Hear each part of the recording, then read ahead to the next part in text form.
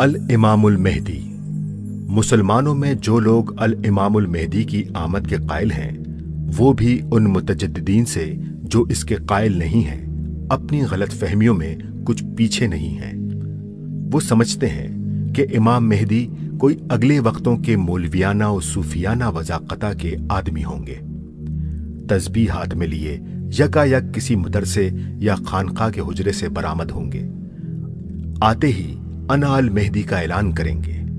علماء اور مشائخ کتابیں لیے ہوئے پہنچ جائیں گے اور لکھی ہوئی علامتوں سے ان کے جسم کی ساخت وغیرہ کا مقابلہ کر کے انہیں شناخت کر لیں گے۔ پھر بیعت ہوگی اور اعلان جہاد کر دیا جائے گا۔ چلے کھینچے ہوئے درویش اور سب پرانے طرز کے بقیت السلف ان کے جھنڈے تلے جمع ہوں گے۔ تلوار تو محض شرط پوری کرنے کے لیے برائے نام چلانا پڑے گی، اصل میں سارا کام برکت اور روحانی تصرف سے ہوگا۔ پھونکوں اور وظیفوں کے زور سے میدان جیتے جائیں گے۔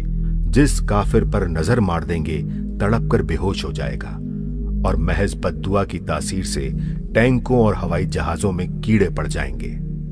عقیدہ ظہور مہدی کے متعلق عام لوگوں کے تصورات کچھ اسی قسم کے ہیں، مگر میں جو کچھ سمجھا ہوں اس سے مجھے معاملہ بالکل برعکس نظر آتا ہے۔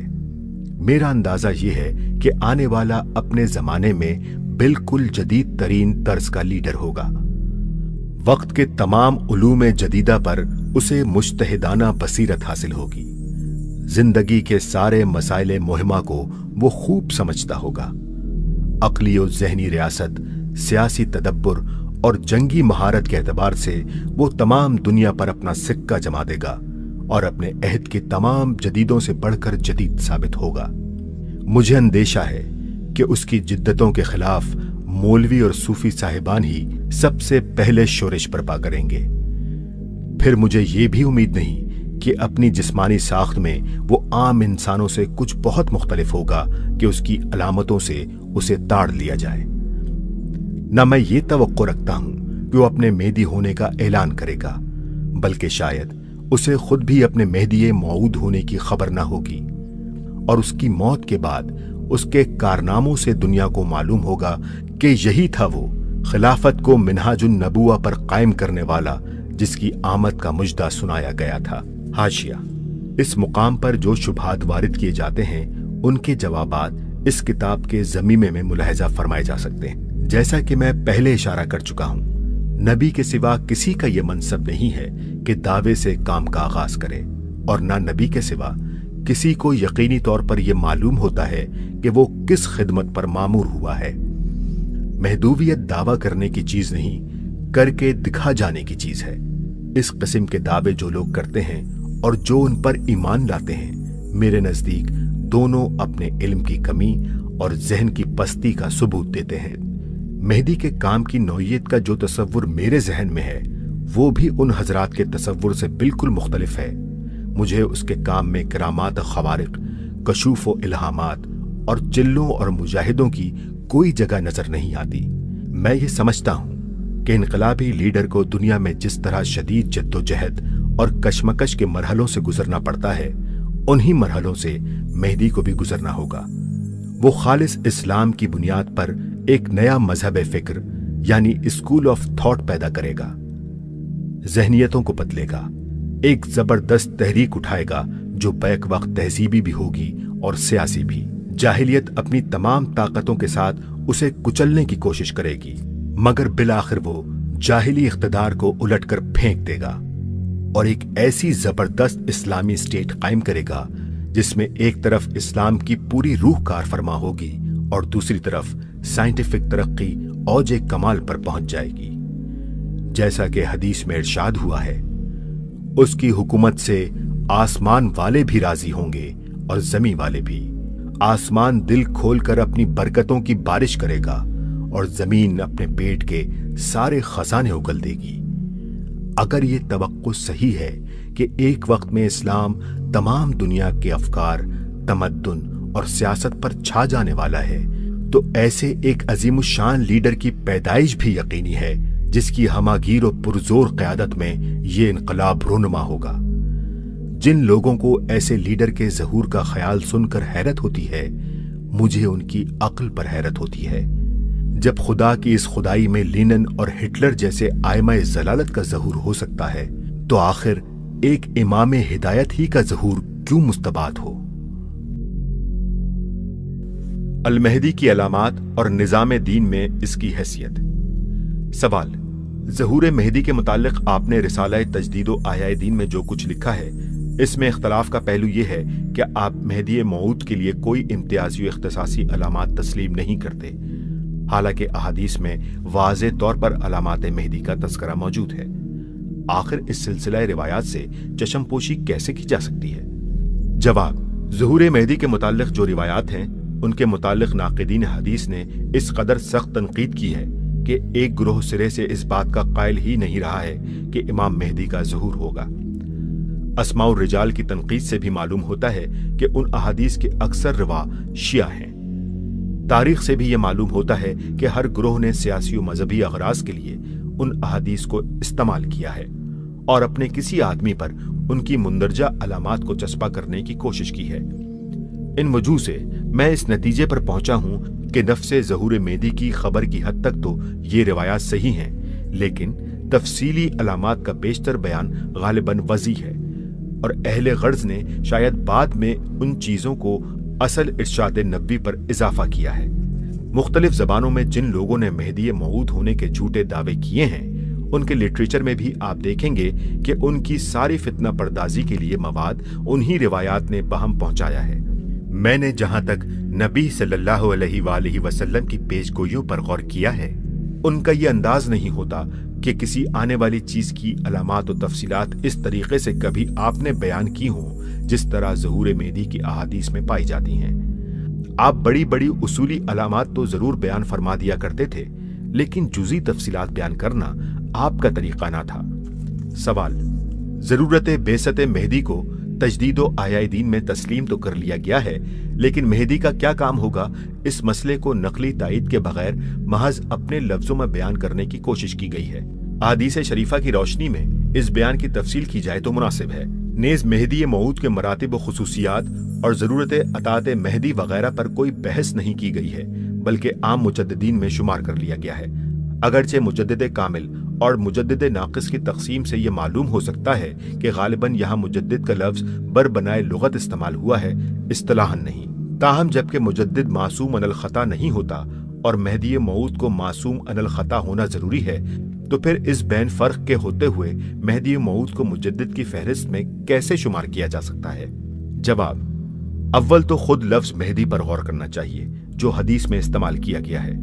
حضور صلی اللہ علیہ وآلہ وسلم نے مہدی کا لفظ استعمال فرمایا ہے جس کے معنی ہے ہدایت یافتہ کے۔ ہادی کا لفظ استعمال نہیں کیا ہے۔ مہدی ہر وہ سردار، لیڈر اور امیر ہو سکتا ہے جو راہ راست پر ہو۔ المہدی زیادہ سے زیادہ خصوصیت کے لیے استعمال ہوگا جس سے آنے والے کی کسی خاص امتیازی شان کا اظہار مقصود ہے، اور وہ امتیازی شان حدیث میں اس طرح بیان کر دی گئی ہے کہ آنے والا خلافت علی منہاج النبوہ کا نظام درہم برہم ہو جانے اور ظلم و جور سے زمین کے بھر جانے کے بعد از سر نو خلافت کو منہاج نبوت پر قائم کرے گا اور زمین کو عدل سے بھر دے گا۔ بس یہی چیز ہے جس کی وجہ سے اسے مختص و ممتاز کرنے کے لیے مہدی پر الف لام داخل کیا گیا ہے۔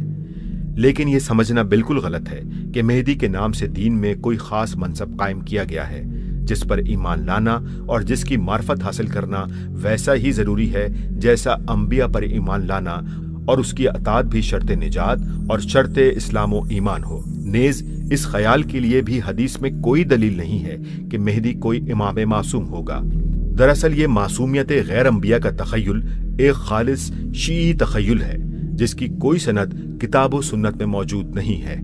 یہ اچھی طرح سمجھ لینا چاہیے کہ جن چیزوں پر کفر و ایمان کا مدار ہے اور جن امور پر انسان کی نجات موقوف ہے انہیں بیان کرنے کا اللہ تعالیٰ نے خود ذمہ لیا ہے۔ وہ سب قرآن میں بیان کی گئی ہیں، اور قرآن میں بھی انہیں کوئی اشارتن و کنایتن بیان نہیں کیا گیا ہے، بلکہ پوری صراحت اور وضاحت کے ساتھ انہیں کھول دیا گیا ہے۔ اللہ تعالیٰ خود فرماتا ہے کہ انا علینا للہدی، لہٰذا جو مسئلہ بھی دین میں یہ نوعیت رکھتا ہو اس کا ثبوت لازماً قرآن ہی سے ملنا چاہیے۔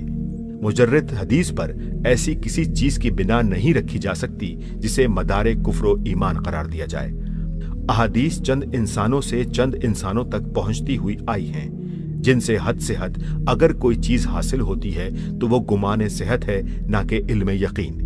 और जाहिर है कि अल्लाह ताला अपने बंदों को इस खतरे में डालना हरगिज पसंद नहीं कर सकता कि जो उमूर उसके दीन में इतने अहम हो कि उनसे कुफ्र व ईमान का फर्क वाक़े होता हो, उन्हें सिर्फ चंद आदमियों की रिवायत पर मुनहसर कर दिया जाए।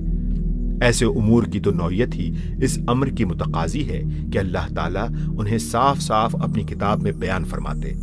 अल्लाह का रसूल उन्हें अपने पैगंबराना मिशन का असल काम समझते हुए उनकी तबलीग आम करे और वो बिल्कुल गैर मुश्तबा तरीके से हर मुसलमान तक पहुंचा दिए गए हों। अब मेहदी के मुताल्लिक ख्वाह कितनी ही खींचतान की जाए, बहरहाल हर शख्स देख सकता है कि इस्लाम में उसकी हैसियत ये नहीं है कि उसके जानने और मानने पर किसी के मुसलमान होने और निजात पाने का इन्हिसार हो। ये हैसियत अगर उसकी होती तो कुरान में पूरी सराहत के साथ उसका जिक्र किया जाता और नबी सल्लल्लाहु अलैहि वसल्लम भी 2-4 आदमियों से उसे बयान कर देने पर इक्तफा न फरमाते, बल्कि पूरी उम्मत तक उसे पहुंचाने की सही बलीग फरमाते। और उसकी तबलीग में आपकी सही का आलम वही होता जो हमें तौहीद और आखिरत की तबलीग के मामले में नजर आता है। फिल हकीकत जो शख्स उलूम दीनी में कुछ भी नजर और बसीरत रखता हो, वो एक लम्हे के लिए भी ये बावर नहीं कर सकता कि जिस मसले की दीन में इतनी बड़ी अहमियत हो उसे महज अखबार अहाद पर छोड़ा जा सकता था। और अखबार अहाद भी इस दर्जे की कि इमाम मालिक रहमतुल्लाह अलैह और इमाम बुखारी रहमतुल्लाह अलैह और इमाम मुस्लिम रहमतुल्लाह अलैह जैसे मुहद्दिसीन ने अपने हदीस के मजमुओं में सिरे से उन्हें लेना ही पसंद न किया हो। तर्जुमानुल कुरान रबीउल अव्वल जमातुल आखिर 64 हिजरी बामुताबिक मार्च जून 1945 ईस्वी। मसला मेहदी। सवाल, चंद हजरात ने जो निहायत दीनदार व मुखलिस हैं, तजदीदो आयाए दीन की उन सुतूर के मुतालिक जो आपने इमाम मेहदी के मुतालिक तहरीर फरमाई हैं, अहादीस की रोशनी में एतराज़ात पेश फरमाए हैं, जिन्हें आपके सामने पेश कर रहा हूँ। ये मैं इस एहसास के साथ लिख रहा हूँ कि दावत इकामत दीन के पूरे काम में शरीयत की पाबंदी जरूरी है।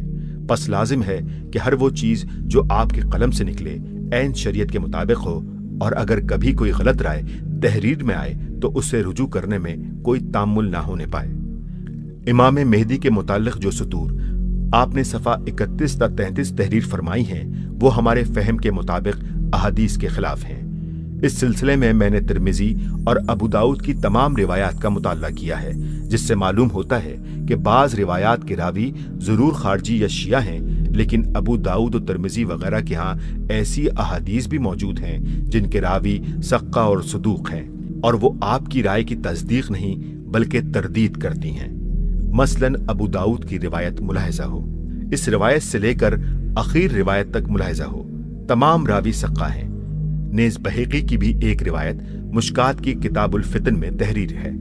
मुंदरजा बाला अहादीस से आपके इस बयान की तरदीद होती है कि अल मेहदी को अपने मेहदी मऊद होने की खबर न होगी, खुसूसन ये अल्फाज मुलाहिजा हूं। नेज तिर्मिज़ी की एक रिवायत की ये अल्फाज भी देखिए। नंबर 2, जनाब ने फरमाया है कि मेहदी मऊद जदीद तरीन तर्ज का लीडर होगा वगैरह। आपके इन अल्फाज की कोई सनद अहादीस में नहीं है, अगर हो तो तहरीर फरमाएं। जो लोग आपके बरक्स ख्याल रखते हैं उनकी वाकयाती दलील ये है कि अब तक जितने मुजद्दिदीन उम्मत गुजरे हैं वो उमूमन सूफिया कराम के तबके में हुए हैं। नंबर 3, जनाब की उन सुतूर से कि वो जदीद तरीन तर्ज का लीडर होगा, ये शुबा किया जा रहा है कि आप खुद इमाम मेहदी होने का दावा करेंगे। नंबर 4, किताब अलामात क़यामत मौलिफा मौलाना शाह रफ़ीउद्दीन साहब मुतरजमा मौलवी नूर मोहम्मद साहब में इमाम मेहदी के मुतालिक मुस्लिम व बुखारी के हवाले से चंद रिवायात दर्ज हैं। इसी किताब में एक रिवायत ये भी दर्ज है कि बेअत मेहदी के वक्त आसमान से ये निदा आएगी। इस रिवायत के मुतालिक आपकी तहकीक क्या है? जवाब। नंबर 1, इमाम मेहदी के मुतालिक जो अहादीस मुख्तलिफ कुतुब हदीस में मरवी हैं, उनके मुतालिक मैं अपनी तहकीक का खुलासा इससे पहले अर्ज कर चुका हूँ। जो लोग इमाम मेहदी के मुतालिक किसी रिवायत को मानने के लिए इतनी बात को काफी समझते हैं कि वो हदीस की किसी किताब में दर्ज है, या तहकीक का हक अदा करने के लिए सिर्फ इस मरहले तक पहुंच सकते हैं कि रावियों के मुताल्लिक ये मालूम कर लें कि वो सक्का हैं या नहीं, उनके लिए ये दुरुस्त है कि अपना वही अकीदा रखें जो उन्होंने रिवायात में पाया है। लेकिन जो लोग उन रिवायात को जमा करके उनका बाहमी मुकाबला करते हैं और उनमें बकसरत तारजात पाए हैं, नेज़ जिनके सामने बनी फातिमा और बनी अब्बास और बनी उमैया की कशमकश की पूरी तारीख है, और वो सही तौर पर देखते हैं कि इस कशमकश के फरीकों में से हर एक के हक में मुतअद्दिद रिवायात मौजूद हैं, और रावियों में से भी अक्सर व बेशतर वो लोग हैं जिनका एक न एक फरीक से खुला हुआ ताल्लुक था, उनके लिए ये बहुत मुश्किल है कि उन रिवायात की सारी तफसीलात को सही तस्लीम कर लें। खुद आपने जो अहादीस नकल की हैं उनके अंदर भी रायातुल सूद यानी काले झंडों का जिक्र मौजूद है, और तारीख से मालूम है कि काले झंडे बनी अब्बास का शाहर थे। नेज़ ये भी तारीख से मालूम है कि इस किस्म की अहादीस को पेश कर करके खलीफा मेहदी अब्बासी को मेहदी मऊद साबित करने की कोशिश की जाती रही है। अब अगर किसी को इन चीजों के मानने पर इसरार है तो वो माने, और तजदीदो आया दीन में जिस राय का मैंने इजहार किया है उसे रद्द कर दे। कुछ जरूरी नहीं है कि हर तारीखी, इल्मी और फिक़ही मसले में मेरी एक बात सब लोगों के लिए काबिल तस्लीम हो, और ये भी सही नहीं है कि इन मसाइल में मेरी कोई तहकीक किसी को पसंद ना आए तो असल दीन की सही अकामत में भी मेरे साथ ताउन करना उसके लिए हराम हो जाए। आखिर ये कोई नई बात तो नहीं है कि हदीस, तफसीर, फ़िक़्ह वगैरह उलूम में अहले इल्म की रायें मुख्तलिफ हुई हों। नंबर 2, मैंने ये बात जो कही है कि मेहदी मऊद जदीद तरीन तर्ज का लीडर होगा, उसका ये मतलब नहीं है कि वो दाढ़ी मुंडवाएगा, कोट पतलून पहनेगा और अप टू डेट फैशन में रहेगा, बल्कि इससे मेरा मतलब ये है कि वो जिस जमाने में भी पैदा होगा उस जमाने के उलूम से, हालात से और जरूरियात से पूरी तरह वाकिफ होगा, अपने जमाने के मुताबिक अमली तदाबीर इख्तियार करेगा और उन तमाम आलात व वसाइल से काम लेगा जो उसके दौर में साइंटिफिक तहकीकात से दरियाफ्त हुए हों। ये तो एक सरी अखली बात है जिसके लिए किसी सनद की जरूरियात नहीं है। अगर नबी अकरम सल्लल्लाहु अलैहि वसल्लम अपने जमाने की तदाबीर मसलन खंदक, दबाबा, मंजनीक वगैरह इस्तेमाल फरमाते थे तो कोई वजह नहीं कि आइंदा किसी दौर में जो शख्स हुजूर सल्लल्लाहु अलैहि वसल्लम की जानशीनी का हक अदा करने उठेगा वो टैंक और हवाई जहाज से, साइंटिफिक मालूमात से और अपने जमाने के अहवाल व मामलात से बेताल्लुक होकर काम करेगा। किसी जमात के हुसूल मकसद और किसी तहरीक के गलबे का फितरी रास्ता ही यही है कि वो कुव्वत के तमाम जदीद तरीन वसाइल को काबू में लाए और अपना असर फैलाने के लिए जदीद तरीन उलूम व फ़नून और तरीक़ा हाय कार को इस्तेमाल करे। नंबर 3, ये इरशाद के इससे शुबा किया जा रहा है कि तू खुद इमाम मेहदी होने का दावा करेगा। इसके जवाब में बजुज इसके मैं कुछ अर्ज नहीं कर सकता कि इस किस्म के शुबहात का इजहार करना किसी ऐसे आदमी का काम तो नहीं हो सकता जो खुदा से डरता हो, जिसे खुदा के सामने अपनी जिम्मेदारी का एहसास हो और जिसे अल्लाह ताला की ये हिदायत भी याद हो के अस्तबूनी कसीरम मिनत ज़न्नि इन्ना बाज़ ज़न्नि इस्मा, सूरह हिजरात 12:49। जो हजरात इस किस्म के शुबहात का इजहार करके बंदगाने खुदा को जमात इस्लामी की दावत हक से रोकने की कोशिश फरमा रहे हैं, मैंने उन्हें एक ऐसी खतरनाक सजा देने का फैसला कर लिया है जिससे वो किसी तरह रिहाई हासिल नहीं कर सकेंगे। और वो सजा ये है कि इंशाअल्लाह मैं हर किस्म के दावों से अपना दामन बचाए हुए अपने खुदा की खिदमत में हाजिर होऊंगा और फिर देखूंगा कि यह हजरात खुदा के सामने अपने इन शुबहात की और उन्हें बयान कर कर के लोगों को हक से रोकने की क्या सफाई पेश करते हैं। नंबर 4, किताबे अलामात क़यामत में जिस रिवायत का जिक्र है उसके मुतालिक मैं नफियन या अज़बातन कुछ नहीं कह सकता। अगर वो सही है और फिल हकीकत हुजूर सल्लल्लाहु अलैहि वसल्लम ने यह खबर दी है कि मेहदी की बैत के वक्त आसमान से निदा आएगी के, तो यकीनन मेरी वो राय गलत है जो तजदीदो आया दीन में मैंने जाहिर की है, लेकिन मुझे ये तवक्को नहीं है कि हुजूर ने ऐसी बात फरमाई होगी। कुरान मजीद के मुताले से ये मालूम होता है कि किसी नबी की आमद पर भी आसमान से ऐसी निदा नहीं आई। खुद हुजूर नबी करीम सल्लल्लाहु अलैहि वसल्लम जो आखिरी नबी थे और नूह इंसानी के लिए जिनके बाद कुफ्र और ईमान के फैसले का कोई दूसरा मौका आने वाला ना था, आपकी आमद पर भी ऐसी कोई निदा आसमान से ना सुनी गई।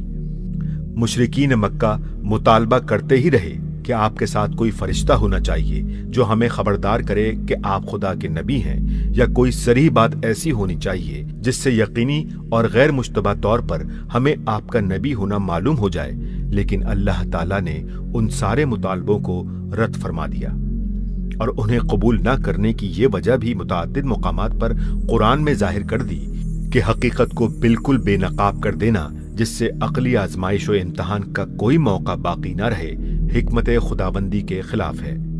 अब ये कैसे बावर किया जा सकता है कि अल्लाह ताला अपनी उस सुन्नत को सिर्फ इमाम मेहदी के मामले ही में बदल देगा और उनकी बैत के वक्त आसमान से मनादी कराएगा कि ये हमारा खलीफा मेहदी है, इसकी सुनो और अतात करो। तर्जमानुल कुरान, रजब 65 हिजरी बमुताबिक जून 1946 ईस्वी।